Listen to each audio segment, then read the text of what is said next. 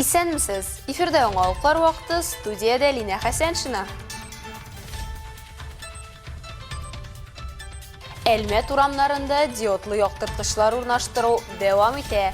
Соответственно, вот этот светильник, она ярче светит. Колабызда Советлар Союзы геройы флот адмиралы Николай Кузнецов бюсты ачылды. Бұл 16 квадрат метр жеріне оформлять еттік. Хамына ел ярым ішінде біз бұл бюстны, Аллаға шүкір, бүгін аштық енді. Әлмәт панны футболчысы республикабыздан яклыячак. Не мы будем езжать в Хабаровск, а они будут к нам приезжать.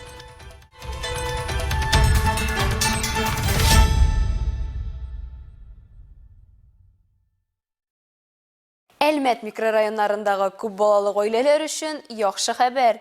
Татарстан Республикасы рәисе ярдәме белән күп балалы гаиләләр яши торган микрорайоннарда юлларга вак-таш һәм ком катнашмасы салу эшләре башланды. Беренче булып М4 микрорайонындагы юлларны рәткә китерү башланды. Урамнарның берсендә салу эшләре актив алып барыла, ә башка планлаштырылган урамнарда әзерлек этабы уза.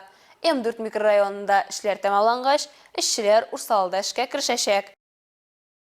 Урамнарны яктырту шәһәр хуҗалыгының аерылгысыз өлеше. Узган ел ахырында заманча диодлы яктырткычлар урнаштыру буенча башланган зур эш быел да дәвам итә. Бу хакта Светсервис муниципаль унитар предприятиесе директоры Җәүдәт Сөләйманов сөйләде. Бу эшнең беренче этабында 3528 яктырткыч һәм 70 идарә шкафы алыштырылган. Гомумән алганда 7000ләп светодиодлы яктырткыч һәм тышкы яктырту белән идарә итүнең автоматлаштырылган системасының 175 шкафын алыштырырга планлаштырылган. Светсервис муниципаль унитар предприятиесе бригадалары янган яктырткычларны алыштыру буенча эшне халыктан килгән гаризалар нигезендә башкара. Соңгы атнада эшләр Фәхретдин урамы 46А 54 Төзүчеләр проспекты 39, Ленин урамы 101-105 адреслар буенча башкарылды. Шулай ук августта урам яктырткычларын алыштыру буенча масштаблы программаның икенче этабы башланачак. Апрельдә тәмамланган беренче этап барышында 3528 яктырткыч алыштырылды. Тагын 5444 яктырткычны алыштырасы бар. Эшләрне 2 ай эчендә тәмамларга планлаштыралар. Параллельно ведем замену шкафов управления. Шул вакытта без идарә шкафларында алыштырабыз. Бу эшнең плюсы бар. Алар нәкъ менә Әлмәт районына туры килә торган кояш календаре буенча урамнарны яктыртуны бер үк вакытта кабызырга һәм сүндерергә мөмкинлек бирә. Шуның хисабына экономия барлыкка киләчәк. Для обеспечения экономии. Әлмәттә 100дән артык яңа шкаф урнаштырылган инде. Барлыгы шундый 175 шкаф куелачак. А сегодня мы устанавливаем уже более экономичный. Вот это 50 ваттный. Бүген без яктырткычның экономиялерәк вариантын куябыз. Менә бу 50 ватт. Элек 250 ваттлы яктырткыч тора иде. Светодиодлы. Яктылык температурасы 3000 Кельвин. Шуның хисабына яктылыгы күзләр өчен рәхәт булачак. Аның схемасы бик гади. Монда драйвер, экран һәм корпус. Димәк, яктырак булачак дигән сүз. И корпус. Соответственно, вот этот светильник, она ярче светит. Монда яктырткычларның хезмәт вакыты 60 000 сәгать. Бу 15-20 ел дигән сүз. Моннан тыш республика программасы буенча Әлмәт районының 11 авыл җирлегендә урамнарны яктырту буенча эшләр алып барыла. Инде 5 авылда эшләр төгәлләнгән. Алсунуриева, Александр Исаков, Яңалыклар вакыты, Луч Әлмәт телекомпаниясе. Су кадерен сусыз белә диләр. Җәй айларында исә авыл җирлекләрендә яшәүчеләр өчен суның кадере тагын да арта. Бигрәк тә эссе, коры һава торганда сусызлык иң мөһим проблемага әверелә. Ознакай районы Әгерҗе авылында бу мәсьәләне хәл итүдә җирле халыкка ярдәмгә район хакимияте, Татнефть җәмгыяте дә кушыла. Толырак алдагы материалда. Һәр авылның үз йөзе булган кебек, районның Әгерҗе авылы да үз мәшәкатьләре, үз шатлыклары белән яши. Төзек матур авылның да һәр җирлеккә хас булган үз проблемалары булып тора. Җәйге кызу көннәрдә авылның иң зур борчуы су җитмәү. Моның сәбәпләре дә төрле. Су линияләренең искерүе, түбән басым, су үткәргеч челтәренең тузган булуы. Су проблемасын хәл итүне иң беренче планга куеп, авылда җитди эш башлана һәм бу хәлдән чыгу юлы вакытында хәл ителә. Мен шушы авылда туып үскән кеше. Бездә күптән түгел генә иске су трубаларын алыштырдылар. Безгә инде шул эшләгән кешеләргә авыл советы башлыгы Назиф Ниловичка, тагын эшләүче кешеләргә Руслан Анваровичка, аның рабочийларына, авыл халкыннан бик зур рәхмәт әйтәсебез килә.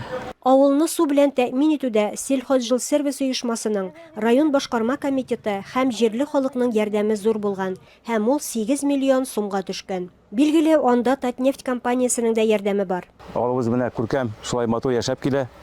Инде бүген күп кенә без дәүләт программага катнашабыз. Федераль программа, республика программа, район программасында һәм менә үзебезнең үзара салым программасына катнашабыз инде. Яшәү чыганагы су икәнен һәркем аңлый. Авылда көнүзәк проблема су мәсьәләсе хәл ителгәч, авария очраклары кимәгән, суның басымы һәм күләме арткан. Бер сүз белән әйткәндә, Әгерҗе халкының сусызлык мәсьәләсе тулысынча хәл ителгән. Илмира Шәрифуллина, Рөстәм Акбаров, яңалыклар вакыты, Луч Әлмәт телекомпаниясе. Башка темаларга июль айының соңгы якшәмбесендә безнең ил хәрби диңгез флоты көнен бәйрәм итә. Бүген Әлмәт районы җирлегендә хәрби диңгез флотында хезмәт иткән 2000-нән артык кеше яши. Алар барысы да традиция буенча бу көнне мәңгелек ут янында очраша. Быел хәрби диңгез флоты көне Әлмәттә әһәмиятле вакыйга. Советлар Союзы герое флот адмиралы Николай Кузнецов бюстын ачу тантанасы белән истә калачак. Бу хакта тулырак Алсу Әхмәтҗанова материалында. 2024 ел Россия хәрби диңгез флоты өчен истәлекле ел. Бу көнне Николай Кузнецовның тууына 120 ел тулды. Николай Кузнецов Совет флот җитәкчесе, Советлар Союзы флоты адмиралы, Россия хәрби диңгезчеләре өчен үрнәк, бөтен гомерен флотка багышлаган кеше. 1939 елда хәрби диңгез флотының халык комиссары вазифасына керешкәч, ул флотны фашистлар Германиясына каршы булачак сугышка әзерләү өчен күп нәрсә эшләргә өлгерә. Аның тырышлыгы нәтиҗәсендә Совет флоты тармар ителүдән котыла. Хәрби диңгез флоты көнен бәйрәм итүнең традициясендә шулай ук ул тәкъдим иткән була. Очень приятно, гордо рядом с вами находиться, уважаемые моряки. Дай Бог всем крепкого здоровья, чтобы у нас еще были поводы собираться вот так позитивно.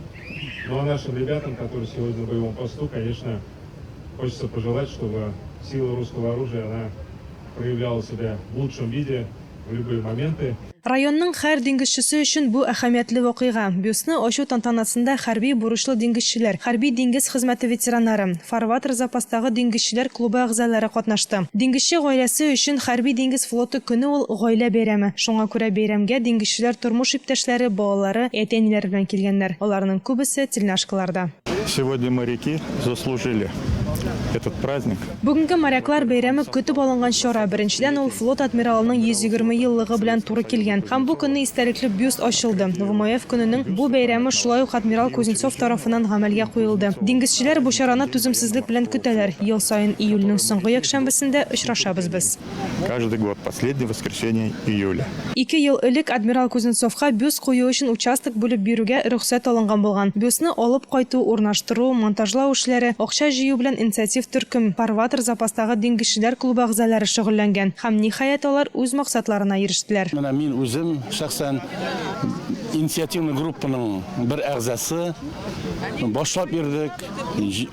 Бу 16 квадрат метр җирне оформлять иттек. Һәм менә ел ярым эчендә без бу бюстны Аллага шөкер бүген ачтык инде. Алсу Әхмәтҗанова, Алия Моратова, яңалыклар вакыты, Луч Әлмәт телекомпаниясе.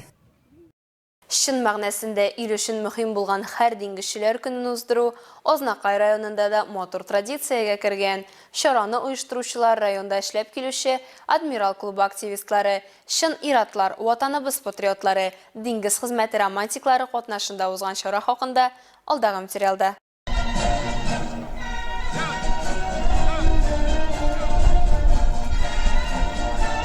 Хәрби диңгез флоты көне ул хәрби диңгезче исемен горур йөрткән, үзенең озак еллар гомерен флотка багышлаган, шунда эшләгән, хәрби диңгез флотын яраткан, традицияләрен хөрмәт иткән иптәшләрнең төп бәйрәме. Диңгезчеләрне бәйрәм белән район башкарма комитеты җитәкчесе Айдар Шамсетдинов котлады. Район үсешендә актив катнашучыларга, юбилярларга бүләкләр тапшырды. Патриотик тәрбия биргәндә балаларга зур өлеш кертәләр. Районда да бөтен чараларда катнашалар. Алар бик тату, дус, бер-берсенә ярдәм итәләр. Шуңа аларга бик зур рәхмәт, имнашлай булып калсыннар. Аларны бәйрәм белән исәнлек, саулык, сәламәтлек телибез. Кыю егетләргә, диңгезчеләргә котлау һәм мактау сүзләре күп яңгырады. Служить иттеме. Күбенчәрәк Камчатка соңгы 20 елда. Военно-морской флотта, морской пехота, дивизия морской пехоты, береговые войска. Уже пенсия нахожусь. Вот, хәзер заслуженный отдыхта дигән кебек. Вот, бүген безнең бәйрәм инде бик зур бәйрәм. Моряклар бәйрәме. Кем корабльләрдә йөзгән, кем морской пехота служит, кем морской авиация бар. Артиллеристлар да бар бездә, танкистлар да даже соңгы вакытларда даже танкистлар, морской танкистлар бар. Береговые войска дип аталганда барсы да. Бүгенге көндә районда 600-дән артык диңгезче исәпләнә. Һәм бәйрәм белән котларга алар янына якыннары, җитәкчеләр, бергә хезмәт иткән хезмәттәшләре җыйналган. Я очень благодарна отцу, то, что он отслужил, и я очень сильно им горжусь. Әлеге чараны оештыручылар районда эшләп килүче Адмирал диңгезчеләр клубы активистлары. Безнең клубка инде бер умлап ел инде хәзер 40-тан артык кешеләр, которые активные, а так нас очень много, по Накаевскому району моряков человек 600, как говорится, инде. Ребята вот активное участие принимают тогда, когда вот проводят турнир по боксу на приз имени Альберта Шайхутдинова. Без инде үзебездән бүләкләр әзерлибез. Митингта катнашучылар якты киләчәк өчен башларын салган каһарманнар, сугыш кырында ятып калганнар, гүр иясе булган ветераннарны 1 минут тынлык белән искә алып, һәйкәлгә чәчәкләр куйдылар. Илмира Шәрифуллина, Рөстәм Акбаров, Яңалыклар вакыты, Луч, Әлмәт телекомпаниясе. 7 сентябрьдә Хабаровск шәһәрендә панны футбол буенча Россия кубогы узачак. Анда илнең иң яхшы урам футболчылары катнашачак. Шитлек аренадагы урам футболы ярышларында Әлмәт егете дә катнашачак. Кем республикабызда аны яклаячак? Нәрсә ул панны? Кагыйдәләре нинди? Җавап алдагы материалда.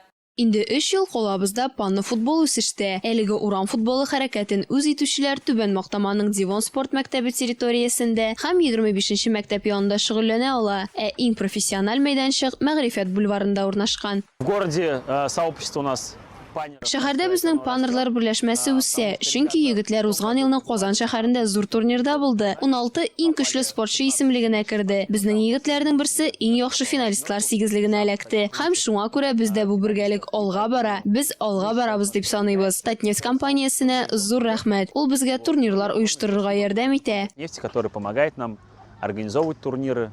Нефтчеләр ярдәме белән үткән атнада колабызда сойлап алу ярышлары уза. Көз башында Россия кубогында катнашырга бару мөмкинлеген Ленар Галлямов ота. Хороший уровень турнира в Альметьевске.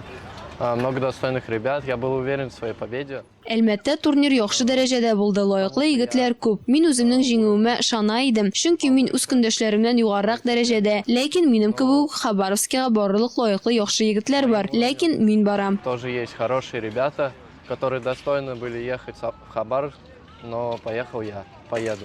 Ленар сүзләренчә, Хабаровск шәһәрендә панны футбол белән шөгыльләнүчеләр көчле. Моңа кадәр алар баш калабызда Россия чемпионатында ярышкан һәм әлмәтләргә үзләренең осталыкларын күрсәткән. Сначала в эту сферу вообще не заходил.